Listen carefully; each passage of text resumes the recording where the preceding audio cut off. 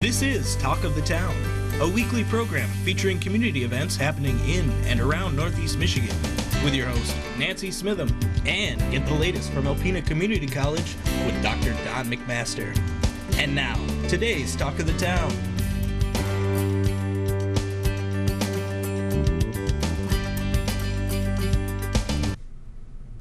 Good morning and welcome to Talk of the Town. I'm Nancy Smitham. My first two guests are both here from United Way today. I have Joe Gentry and Eric Peterson. Good morning and welcome. Good morning, Nancy. Morning, Nancy. And Joe, you're on all the time, and I've known of the United Way history in Alpena and what it means to our community and the partner agencies. But why don't you just start our listeners out and tell them all about United Way? Well, we're in our, 76th year here in Alpena. We are servicing this year 18 community agencies. We also have our own programs. We just concluded Gear Up, where we treated 40 deserving kids to a preschool shopping trip to buy clothing and personal items. We did our Stuff the Bus. We collected a wealth of donated school supplies that were distributed to school success workers. We're kicking off our annual campaign for 2022. And we're beginning to start our Christmas wish list program, which we acquired from the Alpena Community College, and that will serve over 400 kids to needed items for Christmas at the Christmas season. Okay, and you've brought Eric Peterson with you today. I'm happy to introduce and announce that Eric is our campaign chairman for the 2022 campaign, and he'll be working with us on our campaign kickoff and throughout the campaign to be the face of trying to get people to understand all the good things that we're doing and to help support the United Way. Welcome, Eric. Thank you. What an honor. Well, thank you. But I know that you run a very successful business. I know you're involved in many community things. You're a father, you're a brother, you're an uncle, you're a son, you're all these things in the community. So why did you decide to take on another hat to wear? Well, the United Way does some wonderful work, and it's more or less this sort of work that I like to be involved in. So what better way to showcase what I love than to be affiliated with the United Way. So. And you know, as a mentor, Joe had a very lucrative career in the banking industry, doing very well, and all of a sudden he decided, hey, I need to do something different, something that makes me feel a little bit better about myself. So he accepted the position as the head of the United Way, so you have a very good mentor. Absolutely. So, you know, in talking with Eric and trying to convince him that, you know, he would be the right person for this year's campaign, and if you didn't know, Eric was started the Social Justice Committee in Alpena and has worked closely with the Martin Luther King Committee. And that's kind of where United Way's focus has been, and the DIE, you know, diversity, inclusion, and equity issues that are going on in society.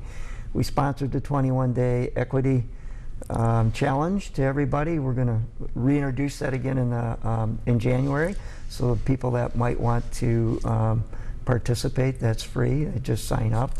And so Eric was kind of a natural choice for us because he's done a lot of good in our community as well. So we're just pleased that he agreed to be our campaign chair. Me to join too. us. So.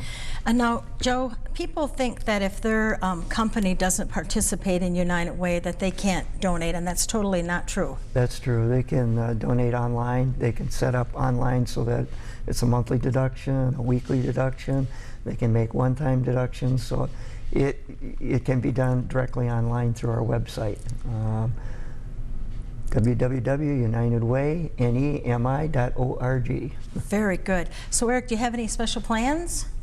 Well, I'm getting excited to get the campaign kicked off. I know we're going to do a campaign kickoff where we give away meals again like they did in the past. I'm very excited about that. Maybe some people that haven't tried the Fresh Palette will be able to try it for the first time. And I've been thinking about some fundraisers that we could do, just some fun things for the community, see if we could raise some more money for United Way. Okay, sounds wonderful. I look forward to hearing about those. Mm-hmm. So Joe, how many partner agencies do you have? We have 18 this year. We'll have 16 next year. We're kind of in this period of time where we're evolving to be more of a direct support rather than just a pass through to supporting agencies and programs, but do our own programs. our big goal this year is to, and for next year, is to try to bring the Dolly Parton Imagination Library to Alpena. Ooh. Which provides, if you don't know what it is, it provides kids that sign up from age of 0 to 5 a monthly a free book that's delivered directly to their home, mailed directly to their home. It's a program that encourages early reading skills. And I just read an article today that 3rd graders are 1 year behind in their reading skills based on the pandemic. So that just strengthens why we need to be successful in this year's campaign so we can initiate the Dolly Parton Imagination Library program. Okay, so if anyone needs more information, the best thing would be stop by Fresh Palette, talk to Eric, or contact you. That's correct. Our phone number is 989-354-2221. Okay, and the kickoff event, has a date been scheduled for that Yes, yet? tentatively Monday, September 27th. Okay, so we'll look for more details on that. Yeah, absolutely. All right, so back to partner agencies again. How much of their budget comes from United Way? Probably a small part, but what we do is the partner agencies apply to be funded for a direct program. For instance, the Boys Club, they do what's called Smart Moves program, which is a nationally known program about educating youth about behavior patterns. And that program we sponsor at 100%. Okay, and you have a lot of other programming that people don't necessarily associate with United Way since you've come on board. So the best way to follow that and figure out what's going on and find out all the happenings is to go on your website. Go to our website or our Facebook page, absolutely. Our Facebook page probably is updated more currently with all the things going on. We're setting a grand opening for the Bourne Learning Trail, which we installed with the help of the city and the Youth Advisory Group through the Community Foundation that helped support the signage and the painting of the sidewalks. It's an ambient learning experience for young families down by the water park. Perfect. Okay, well, once again, we're almost out of time. Eric, congratulations to you. Thanks for stepping up and doing this. I know you'll be very successful. I love to watch the numbers on that thermometer grow and to let people know again that even if your company or agency, whatever, doesn't participate in United Way, that you definitely can. Absolutely. Thank you both very much for being here. Thank you, Nancy. Take care. You too. I'll be right back with Tanya Spence with some information from Mid-Michigan Medical Center following these messages. Welcome back. My last guest today is Tanya Spence, and she's here from Mid-Michigan Medical Center. Hi, Tanya. Hi, Nancy. I guess I want to let everyone know you don't work at Mid-Michigan Medical Center, but you're ahead of the annual support committee there, and you're on several other committees. So you're here today to talk about a lot of fun events that are coming up. Yeah, we're doing a lot of fundraising, and a lot of fundraising for our new patient tower, which everybody's seen. It's always been the Development Council's goal to help raise funds for our community, and we're putting some towards the patient tower. And so we've got several events coming up that we're going to dedicate just towards contributing to the exciting new project. And I'm on the annual support committee with you, and we have the best committee. We do. We do. We just do. I'm sorry, all the other committees at Mid-Michigan, but we do. We have so much fun. I think we could solve all the problems in the world given enough time. Yes, yes. And it's a fun committee, and annual support, what we do is we get people to pledge to give a donation annually. Doesn't have to be a huge donation. We start at $100, and you get your name mentioned, and it's a really good committee. And then we take that money and we put it right back into special projects at the hospital. And we do all those fun events. So start me out with our first fun event. Our first fun event that we're going to have is September 25th. I believe it's our 6th annual Clays for a Cause. So Clays for a Cause is a clay shoot that we have at the Sportsman's Club. We have teams of 4. And basically the event starts off with everybody coming in, signing up, registering, getting safety. They go around to 14 different shooting sites, and they just have a clay shoot. And at the end of the event, they get to come in, and there's a raffle for a gun. We have other little raffles that people can participate in. We have a great lunch, and we give some prizes to the winners, the top 3 places, and we take all that money and we put it right back into our community, going towards the Anchor Society, and we slate that monies for our patient tower that we're excited raising money for. And talk about a fun event. When they first come in, everybody, hi, they're a little quiet, a little subdued. When they come back, man, the noise in that Sportsman's Club, you can hardly stand the volume pitcher laughing and talking, and every degree of skill as a shooter comes to this event. Oh, absolutely, absolutely. Well, from low to high. I'll be shooting, so we got some low. But yeah, I mean, and we get a shooter, everybody gets a t-shirt, a shooter's bag with some goodies, but then we come back and we have just this great little lunch. It's usually brats or sandwiches. Yes. Yep. And it's all over by probably like 1:30, 2 o'clock. You know, it's just a real quick event. It still gives you the afternoon to go to camp and do things, because now is the time of year, fall. Yes. Everybody's going out doing, taking care of things. But it's very fun. And we have people even from Midland that come from mid-Michigan to come up and support it. And then we have a lot of local businesses that are sponsors. So we're always looking for sponsors. Yes. Teams of 4. If you're just a single shooter and you want to try it, call.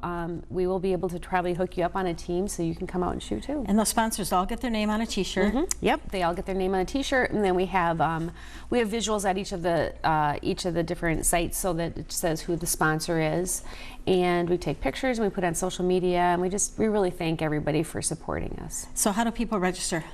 They are going to want to register by contacting Ann Diamond at midmichigan.org. Or they can call her. I don't have her phone number, but we can probably get that put on the screen or something. That's easy to find. Yes. That's easy to find. Yep. Okay, our next fun event is the meet and greet. The meet and greet. M-E-E-T. Yes. M-E-A-T. Right, yes. So basically I actually don't remember how many years this has been. And every year we've had you invented it, Yep. but that's okay. Yeah, well, we brought it from traditional meat raffles in Minnesota. And so we're having a meat raffle on November 3rd, which I believe is a Wednesday, and it's at the Nucleus. And every year we've held it there. Eric Peterson has been generous to help us with food and putting, taking care of all of our meat products while we raffle them off. We have the entire space. It's a really fun event. It's only $10 to come. It's in the evening right after work. Basically, you buy tickets. We bring out all this donated meat from all of our different favorite meat suppliers, and we give it away. And it's when you win one of those packets of meat, man, you win a lot of stuff. You do. It's fun. And it's just amazing. All the different, some of the places that we go and we get donations from, they really put a nice little platter together. And people have won, at the end we have a very large cooler that has tons of meat in it, and you're just going to want to buy a freezer to keep it in. And it's a really fun event. Tickets will be available soon. Same thing, you can look at the hospital's website or contact one of us committee members. We'll all have tickets for sale. Absolutely, yes. So come and have fun. Have fun at meet and greet. Yes, third event, something new. Third event, and this is not my event, it's for all the the Development Council is coming up with a Christmas party, and in the past they used to have a large Christmas fundraiser, and this year we're having one on December 3rd. It's called Music and Merriment, which will be held at the Aplex. It's going to be a really fine evening to get everybody back together. We're ready to socialize again. Yay. Yeah, so there's going to be cocktails and mingling, and then there's going to be dinner. There's going to be live auction with only 12 items because we want to keep the event rolling, and we want to get right into, we're going to have a band from downstate that has got some dueling pianos. They got dancing, and they're supposed to be excellent. And so this event is going to be really fun. There will be several Christmas trees that are pre-decorated that people can bid on, along with other wonderful prizes that everybody's going to be able to have a chance to bid on with live auction, and it should be a fun event. And that's December 3rd. Okay, that's the date. Yep. And so tickets probably aren't available yet. You know what? We are just finishing up all the invites and the posters and everything like that, but you can also get them by contacting Ann Diamond at midmichigan.org. Okay. Or calling the hospital and asking for Ann. There are several people like myself and other committees that will have tickets available. One of the other big fundraising things that we are doing for it is we're raffling off a side-by-side. Those tickets are available right now. I already have mine. I do too. They're $100. There's only 350 sold. And we're getting this from from Doreen at Sports Unlimited. Sports Unlimited, yes. And so it's tough to get a side-by-side right now, but we got one. Doreen helped us out. And so that will be, you don't have to be present to win, but the evening of December 3rd at Music and Merriment, we will raffle off who won this beautiful side-by-side. And I'll be waiting for my call. I know, well, it's 300, there was only 350 tickets sold. That's amazing. And we have posters up everywhere. You can contact me or other committee members, or again, Ann Diamond at midmichigan.org, and she'd be able to hook you up with tickets as well for that. And we have enough time to put in a plug for Mid-Michigan. People driving by can see the expansion and can see the patient towers, see how wonderful it looks, and we're so lucky to have this wonderful facility in our community, always going out and above and beyond to make sure things and healthcare is the best it can be in our community. Yes, it's exciting. I mean, there's just so much there, and if you want more information on what's really going in there, we have new surgical units. Yes. And private rooms, and we got to do a tour. Yes, that was so fun. And it's exciting, and there's going to be new opportunities for women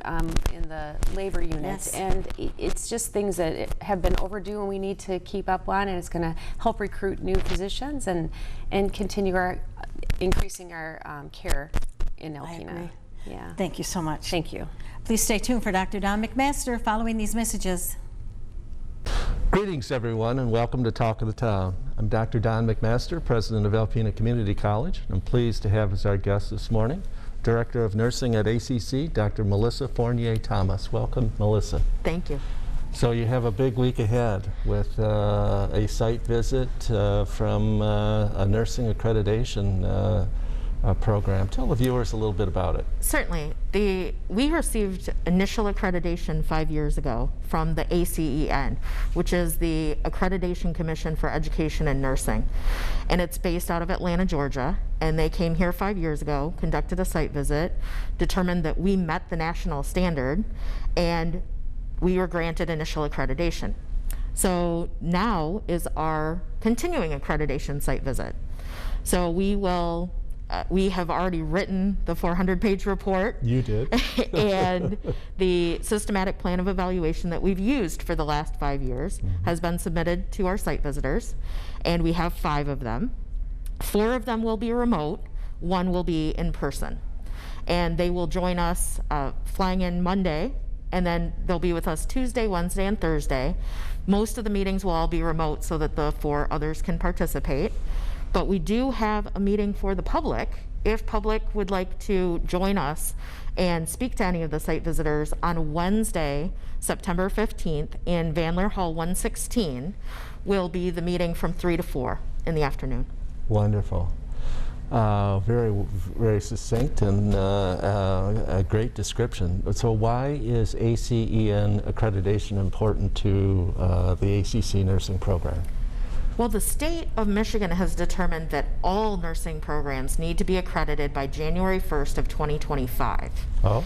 And if a nursing program is not accredited by then, they risk losing funding. They will not be approved by the state at that point.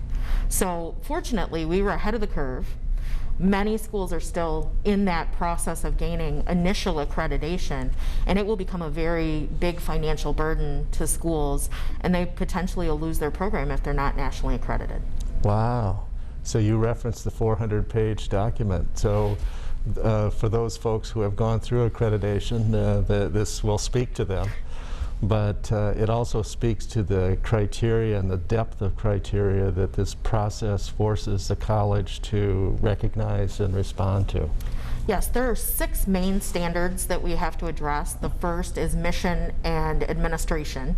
So that is, how does the nursing program's mission align with the college's mission, and how is the program managed, how are things done.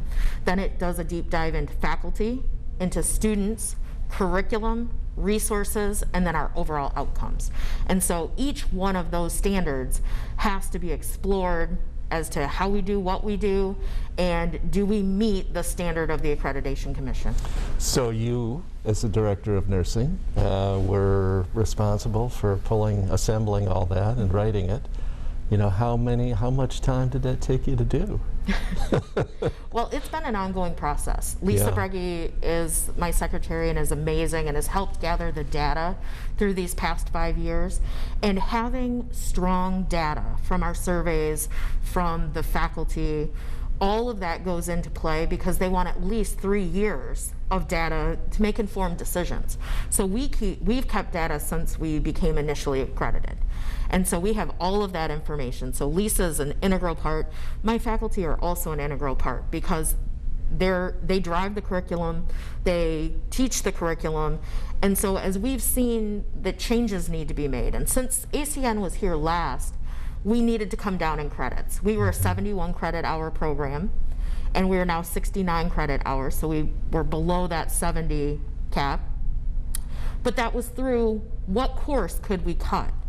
And we ended up cutting a 2 credit course, but the other instructors had to pick up that content. So we have to make sure that if we do make any changes, that it's still being included to produce safe and competent nurses. Yeah, wonderful. Well explained. You know, it doesn't do to just say on a criteria, yes, we did it, we're good. You have to have proof. Correct. And this is what data is. Yes. And so our advisory committees are all the minutes, and what we do with the advisory committees, our communities of interest, the hospital, the Ascension now, we have Mid-Michigan, both Alpena and West Branch, and our community agencies. We do a lot with mental health agencies. All of these are communities of interest that have a major impact on our program. Yeah, your program, or the nursing program, is unlike a lot of, or is unique in a lot of ways, but the clinical relationships are a key part of it. This is what you just referenced. Could you flesh that out a little bit for people? Absolutely. Our philosophy is a very hands-on, direct patient care approach. There are other schools that do virtual clinicals, or they allow their students to go to the facility but do not have hands-on patient care. My faculty and I support the fact that to be a good nurse, you need to put your hands on patients. And thankfully, ACC allows us to do that, and we seek out opportunities and clinical partnerships that allow us to do that. If they say that it can only be an observational clinical, we'll find a different place to work. And we, fortunately, this year we have been able to collaborate with Ascension in Tawas. And so we now have students there on Fridays and Saturdays right now, and will at the end of the semester. So that's our most recent acquisition. That's a wonderful point. The viewers may not know that there's a strand of the LPN and RN program in Oscoda on that campus. Yes. And very well received, I may say, by the IOSCO and the Southern Elkona people. We're happy to be there. Yeah, and then you had referenced West Branch as well. Yes. Before we received Ascension, we knew that we had a presence in Oscoda. We wanted to make it available to students because we're limited by the state in a clinical that there can only be 8 students per that course. So if you have 2 or 3 courses running at the same time, you're looking at 16 to 24 students. A basic hospital floor can't absorb that many students. So what we needed to do was diversify so that I may be able to run 2 rotations in Alpena, and then we could run 1 in West Branch, 1 in Ascension, so that I could eventually, if needed, run 4 at a time. Yeah, that's great forethought. That's good work. Ascension is the former St. Joe's Hospital in Tawas. Correct. And traditionally has been a difficult place for anyone to really get clinical, to do clinicals there, and you folks made that happen, so congratulations on that. Dr. Pickla and Shane Hunt, the president of Ascension, worked together very well and looked at this opportunity for us, and then I was looped in to be able to actually get the affiliation agreement, and we're very happy to be there. And the students, only having to drive 15 miles versus 45, it's a big difference, and especially when our weather is unpredictable, it helps meet their needs where they are. Yeah, absolutely. The weather is different in January than it is in the first week of September when we just started. But thank you, Melissa, and I wish you the best of luck on the ACEN visit. I think it'll go great, and thank you for your preparation for it. That's a key piece that people don't see, but it's a key part of it, of the success. So thank you, and thank you folks for watching Talk of the Town. We'll see you again next week. This has been Talk of the Town with your host, Nancy Smitham and Dr. Don McMaster.